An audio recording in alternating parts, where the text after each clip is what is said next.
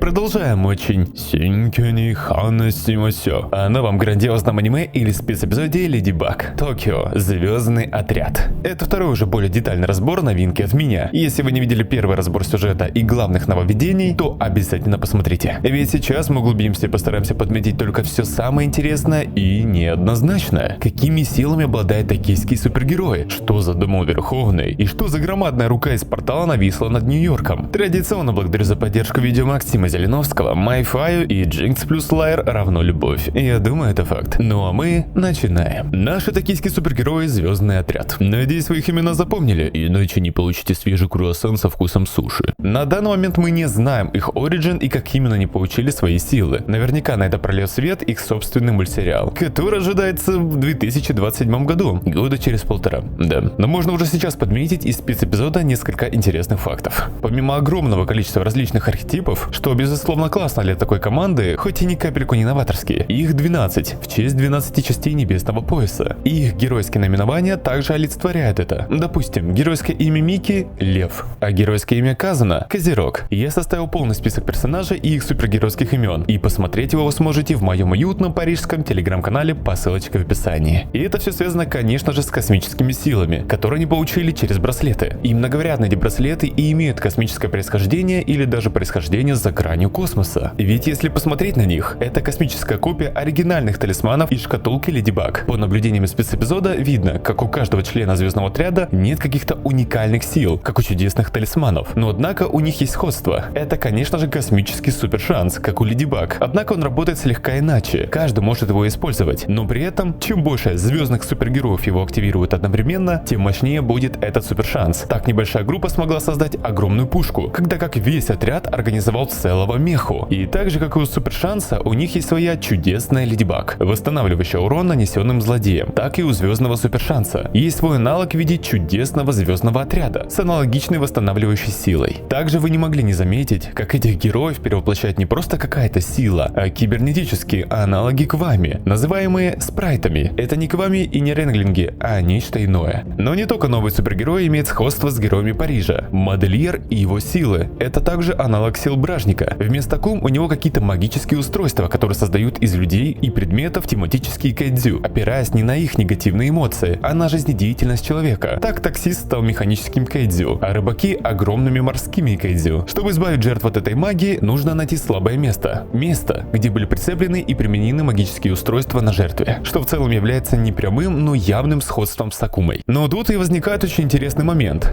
Силы модельера – это силы, дарованные ему Верховным, то есть того, кто точно знает, как работает камень чудес мотылька и который он не имеет у себя на руках, ведь в его вселенной им до сих пор обладает добрая версия Габриэля. Поэтому схожие силы, которые даровал Верховный модельеру, это показатель того, что Верховный не просто обладает некоторыми талисманами в своей вселенной, но и на более глубоком уровне властвует над ними. Ведь мы помним, как он мог сломать систему призыва Гимми. Меня это также подтолкнуло на мысли, что спрайты и их космические силы также могут быть из альтернативной вселенной или из другого мира. Это также подтверждает и главная цель модельера – вернуться на свою планету, то есть в другой мир. И для этого ему нужны эти браслеты, способные это сделать. Но мы точно сможем узнать все эти нюансы в самом мультсериале о Звездном отряде, который обещает свою премьеру не прям скоро, но скоро. Однако из этого всего появляется один логический вопрос. А что Верховному-то нужно? Спешл не дает четкого ответа. Ему нужно откуда-то выбраться, и только модельер может в этом ему помочь. Но вряд ли конкретно модельер и его индивидуальные силы. Но говорят, на Верховному нужны те самые звездные браслеты, но так как сам Верховный не имеет физического обличия и явно переговаривается с модельером дистанционным способом, возможно даже из другой вселенной, то всеми этими делами занимается сам модельер, чтобы и самому свалить на другую планету, но и выполнить уговор с Верховным. Но зачем Верховному откуда-то выбираться? Неужели он, могущественная и сильнейшая сущность, нуждается в том, чтобы откуда-то сбежать как трус? Тут есть два варианта. Либо Верховный хочет сбежать из своей вселенной в нашу, допустим, чтобы набраться сил, новыми талисманами и так далее. Либо Верховного в его вселенной куда-то затащили. Допустим, те же наши новые добрые герои, ведь они теперь объединились и стали добрыми. И их команда за кадром явно могла начать доминировать над зловечной сущностью Верховным. И все мотивы мы наверняка сможем узнать из грядущего мультсериала, и возможно даже встретим камео наших любимых героев из альтернативной вселенной. Авторы заявляли, что мы еще встретим этих альтернативных героев, но не в собственном спешле. Мультсериал «Звездный отряд» – идеальное место для их появления. Взаимосвязь Леди Баг останется, но нашу оригинальную Леди Баг не будут постоянно выдергивать, ведь в родах Звездного отряда может может появиться Леди Баг и Суперкот из другой вселенной. Поэтому обязательно делимся своими мыслями и предположениями в комментариях. Ну а теперь мы понадаем подзатыльников авторам Miraculous мира. Нововведение в виде Квами переводчика – идея классная и даже логичная, которая не была придумана в спецэпизоде Шанхай, когда Маринет пришлось бегать по шанхайским улочкам, не понимая ни слова. Да, очень быстро Тики украли, и Маринет осталась без подручного переводчика, но проблема в том, что Тики могла воспользоваться этой способностью тогда, когда Маринет в одиночку впервые вышла на улицу Шанхая, чтобы все четко понимать, слышать и распознавать китайскую речь и так далее. Но это мы просто докапываемся, как же без этого? Ну а теперь самое интересное. Наверняка вы заинтригованы сценой перед титрами. США, нью-йоркские герои, Суперкот и огромная зловещая рука, выползающая из портала. Самый главный вопрос. Это Верховный? Ответ – нет. Я не думаю, что это Верховный. Во-первых, никакие детали об этом не говорят. Верховный не появлялся в своем физическом обличии, да и сопровождала это не огненная субстанция, а какой-то фиолетовый портал. Во-вторых, он до сих пор где-то заточен. Злодеи ни капельку не держали никакой победы в спешле. У Верховного не появилась никакая лазейка, чтобы вот так резко проникнуть в нашу вселенную. Поэтому это точно не Верховный. Но кто тогда? Ответ прост. Новый злодей. Буквально недавно просочилась информация в фандоме, что авторы готовят новый спешл по Леди Баг. Нью-Йорк 2.0. Новая история в США. И тизер к нему в конце токийского спешла – это идеальный момент. Помимо всего, таким образом авторы логически переплели истории в Токио и США. А именно, что касается отсутствия Суперкота в спешле Токио. Ведь тот был занят своей историей в Нью-Йорке, которую мы, возможно, увидим позже. На нью-йоркский 2.0 спешл также намекает и сцена между Маринет и Адрианом, где они вспоминают поездку в США и их легендарный танец. Это очень милая сцена, но одновременно с этим она как бы нас немного готовит ко второму раунду и напоминает: о Нью-Йорке помним и мы, и наши герои. Будет ли это специальный сольник именно Суперкота без Леди Баг, неизвестно, но это было бы очень классно, а то в мультсериале Леди Баг и Суперкот все одеяло всегда перетягивается на Леди Баг, а котики вообще забывают. Сколько видео мы уже сняли об этом на Бусти. Если, кстати, не видели, то обязательно зайдите и зацените. В любом случае, ожидаем. А так, сама зловещая рука – это многовероятно новый злодей спешла, с которым мы позже и познакомимся. Лайк, если ждете сиквел нью-йоркского легендарного спешла. И не забывайте делиться своими наблюдениями в комментариях. Токийский спешл будто бы раздвигает границы и дает старт различным историям в мире Miraculous и за пределами 6-го сезона. Это не может не радовать, и простор, который приготовили себе авторы, просто невероятно огромный. Следим за новостями, а чтобы уж точно ничего не пропустить, подписывайтесь на мой канал. Ну а я вас благодарю за просмотр этого видео. До новых встреч!